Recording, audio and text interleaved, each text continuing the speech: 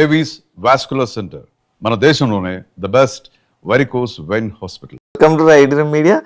ఈరోజు నా ముందున్న ఫ్రెండ్ ఆర్జే చైతు. చైతుతోటి 4 ఇయర్స్ జర్నీలో ఇది నాకు తెలిసి పర్సనల్ ఇంటర్వ్యూలో ఫస్ట్ ఇంటర్వ్యూ అనమాట. చైతుతో మాట్లాడి చైతుతో మాట్లాడి మనకు తెలియని విషయాల్ని తెలుసుకునే ప్రయత్నం అయితే చేద్దాం.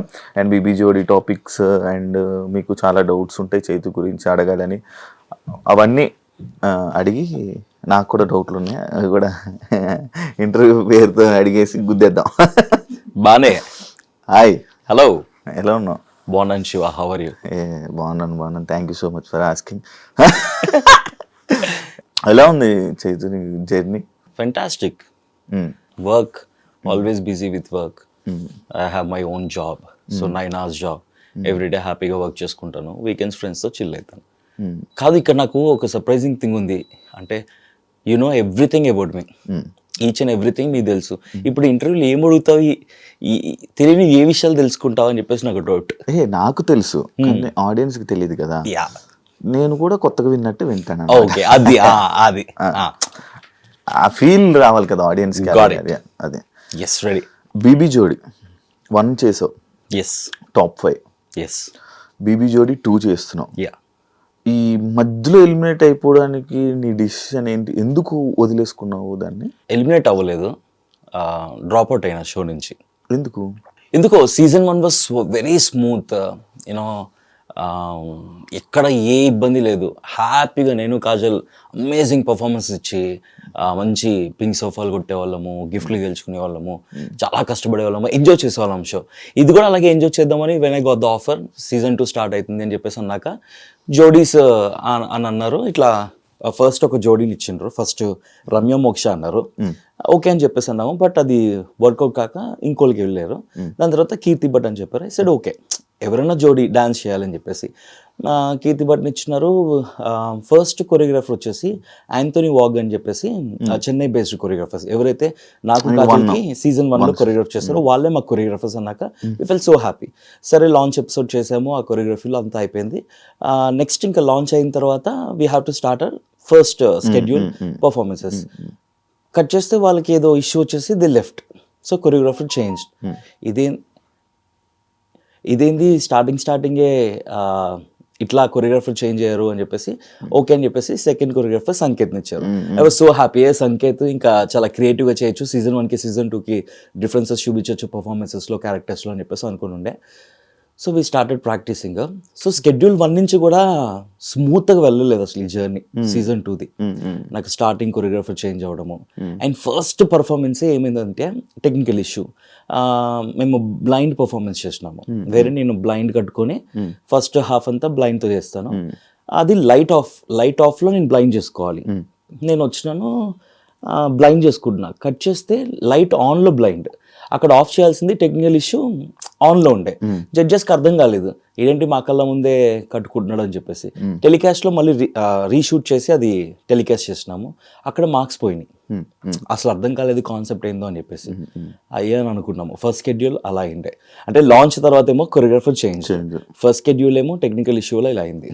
అండ్ సెకండ్ షెడ్యూల్ మంచిగా పర్ఫామ్ చేద్దామని చెప్పేసి ఆటో మీద పర్ఫార్మెన్స్ అని చెప్పి స్టార్ట్ చేసినాం.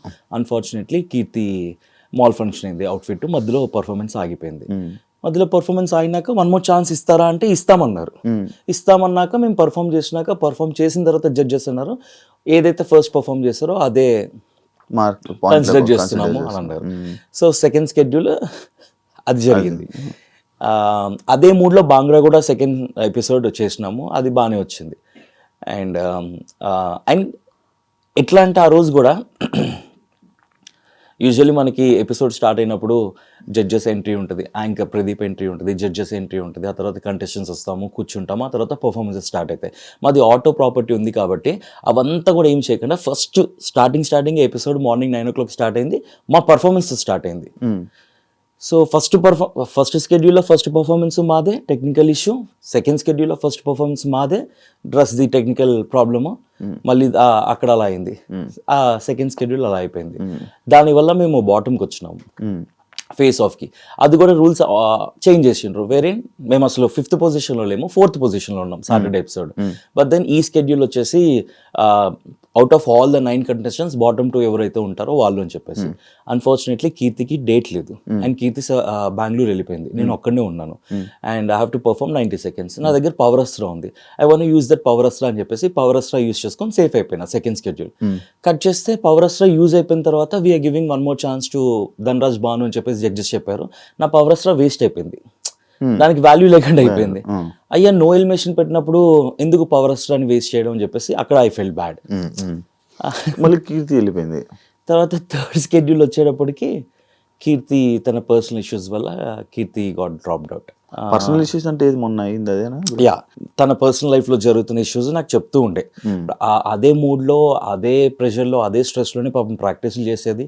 అండ్ డే 1 నుంచి కూడా కీర్తికి అసలు డేట్స్ లేవు ఈ షోకి, ఓన్లీ 2 days వచ్చేది. బెంగళూరులో షూట్ చేసుకొని రేపు మాకు టెక్నికల్స్ ఉంది అని అనగా ఈ రోజు వచ్చేది. ఈ రోజు వచ్చి 2 performances నేర్చుకునేది.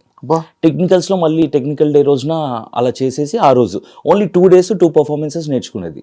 ఇమ్మీడియట్గా క్యాచ్ చేసేది వెరీ కాన్ఫిడెంట్గా. సో ముందు నుంచి డేట్స్ ఉంటే కనుక ఇంకా మంచిగా పర్ఫెక్షన్స్తో చేసేవాళ్ళము. బట్ సో సెకండ్ స్కెడ్యూల్ అలాగా పవర్ అస్త్రా పోయింది. ఎందుకని నాకు ఇలా జరుగుతున్నాయి, స్కెడ్యూల్ 1 నుంచి కూడా అన్నీ ఇట్లా అవుతున్నాయి అని చెప్పేసి I was making fun of myself on stage జడ్జెస్తో కూడా. నాకే జరుగుతాయి ఇట్లాగా, లైట్లు ఆన్ అయిపోతాయి, మధ్యలో డాన్స్లు ఆగిపోతాయి, నా పవర్ అస్త్రా వాడేసుకుంటారు అని చెప్పేసి కామెడీ ఇస్తుండే. కీర్తి తన పర్సనల్ ప్రాబ్లం వల్ల నేను డ్రాప్ అవుట్ అవుతున్నాను షో నుంచి అని చెప్పేసి తను ఎప్పుడు చెప్పింది మాకు. ఇంకా నెక్స్ట్ స్కెడ్యూల్కి ఇప్పటికి గ్యాప్ ఒక 4 days ఉంటుందేమో అంతే. 4 days అప్పుడు చెప్పింది. అప్పటికప్పుడు జోడీని చూడాలంటే ఇట్స్ ఇంపాసిబుల్. ట్రై చేసినారు లాట్ ఆఫ్ బీబీ కంటెస్టెంట్స్ని అడిగారు. కొంతమంది బిజీ, కొంతమంది ఇంట్రెస్టెడ్. బట్ దెన్ నాకు సెట్ అయ్యేవాళ్ళు. అలా కట్ చేస్తే Sreeja, I was not ready with Sreeja also. నేను శ్రీజాకి కూడా చెప్పినాను ఇది, ఇట్ డజంట్ లుక్ గుడ్, అసలు జోడీగా మన ఇద్దరం సెట్ అవ్వము. నేను శ్రీముఖి అవినాష్కి ఇట్లా శ్రీజ అని అంటున్నారంటే వాళ్ళు చెప్పింది కూడా ఇదే, మీ ఇద్దరు స్టేజ్ మీదకి వెళ్ళగానే ఫస్ట్ పర్ఫార్మెన్స్ అమ్మాడి గుమ్మాడి ఫాదర్ డాటర్ లా ఉంటారు అని చెప్పేసి అలా they were making fun of it. I also felt it, వద్దు అని అనుకున్నాము. బట్ ఇంకా ఛాన్స్ లేదు, యూ హ్యావ్ టు అని చెప్పేసి క్రియేటివిటీని చెప్పిన తర్వాత శ్రీజ కూడా 2 days మాకు షూట్కి పర్ఫార్మెన్స్కి 2 days టైం ఉండే. ఆ 2 daysలోనే 2 performances ప్రాక్టీస్ చేస్తున్నాము. నీలి ఆకాశం అండ్ దమ్ము రూలర్ స్టేజ్ మీద పర్ఫామ్ చేసినాం. ట్రస్ట్ మీ, నీలి ఆకాశం మేము అనుకున్నాము చాలా బాగుంటుంది, క్యూట్గా వావ్ మూమెంట్ ఉంది, థర్మాకోల్ అని చెప్పేసి. ప్రాక్టీస్లో ఒక్కసారి కూడా థర్మాకోల్ ఇలా కొడితే మిస్ అవ్వలేదు, చేతిలో ఉండేది. 2 వావ్ మూమెంట్స్.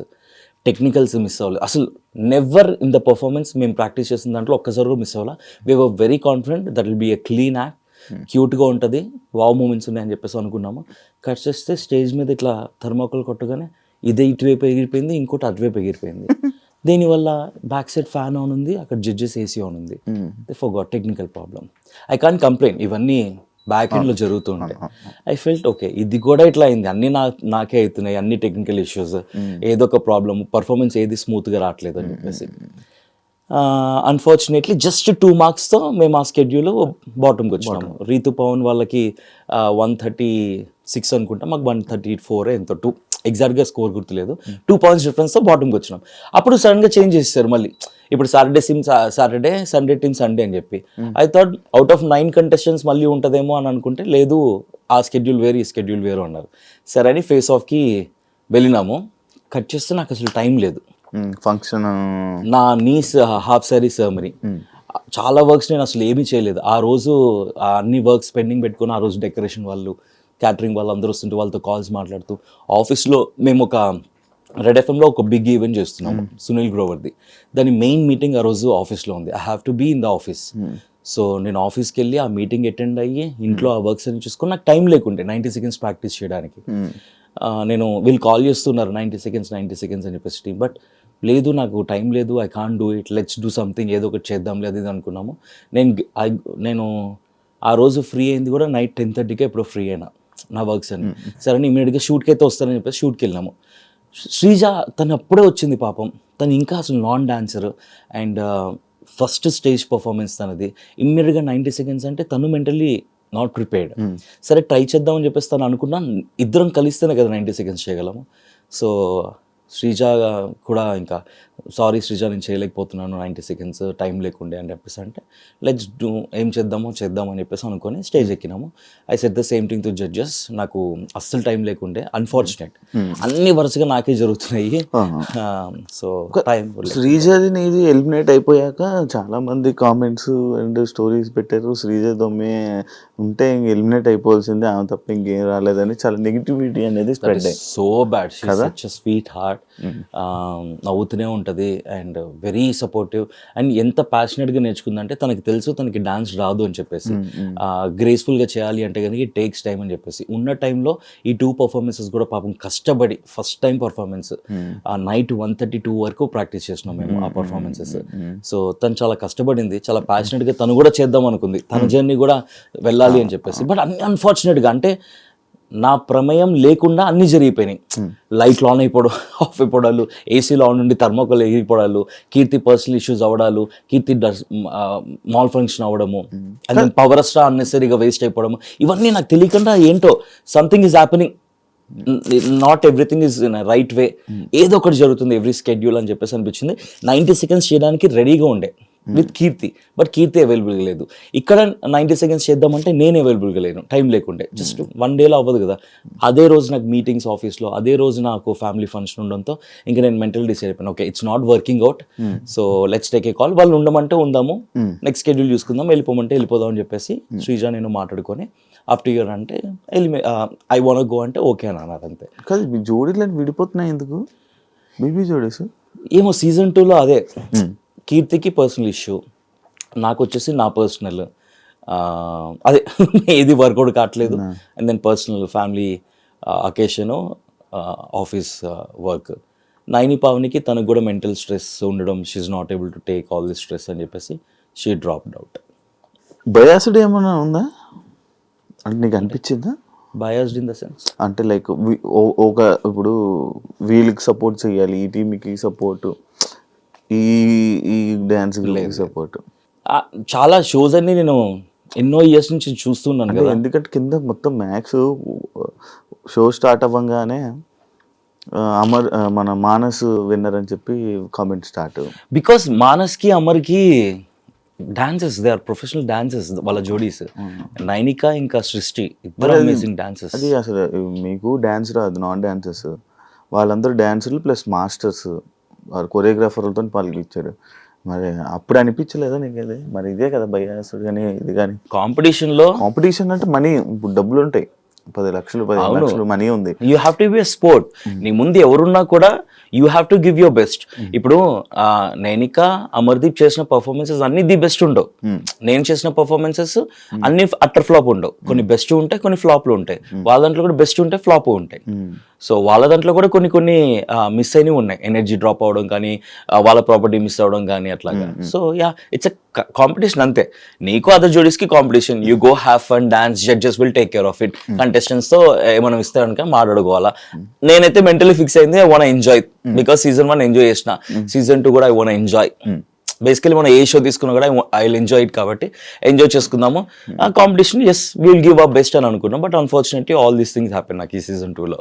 చైతు చాలా షోస్ చేశాడు, చాలా టీవీ షోస్ చేస్తూ ఉంటాడు.